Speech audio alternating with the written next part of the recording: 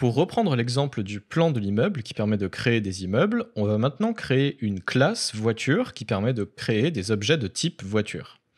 Depuis la spécification JavaScript ES6, on utilisera le mot-clé classe pour définir une classe.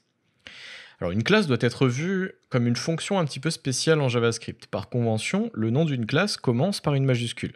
Je peux donc écrire classe, car, on va l'écrire en anglais, et dans cette nouvelle classe, on va définir une méthode, là encore un petit peu spéciale, qui est appelée un constructeur. Cette méthode va nous permettre plus tard de construire un nouvel objet donc à partir de cette classe, ou un nouvel immeuble à partir de ces plans. Je vais donc pouvoir rajouter à l'intérieur ici constructor, c'est une fonction, et pour le moment on ne met rien à l'intérieur. Cette fonction, elle va prendre en paramètre les valeurs que je souhaite assigner à l'objet. Pour ma classe voiture, je vais pour le moment définir 3 caractéristiques pour une voiture. Sa couleur, son constructeur et le nombre de sièges. Je vais donc pouvoir ajouter déjà 3 paramètres à mon constructeur.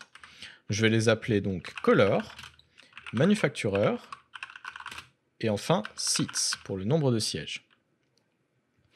Le constructeur doit maintenant assigner ces valeurs que je passerai plus tard en paramètres aux propriétés de la classe. Je vais donc pouvoir rajouter à l'intérieur de mon constructeur this.color est égal à color, this.manufacturer est égal à manufacturer,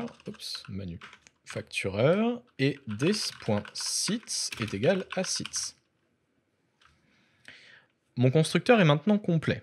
Il attend 3 paramètres qui sont ici et assigne ces paramètres dans les propriétés de ma classe qui se retrouveront finalement dans les propriétés des objets que je vais créer avec cette classe.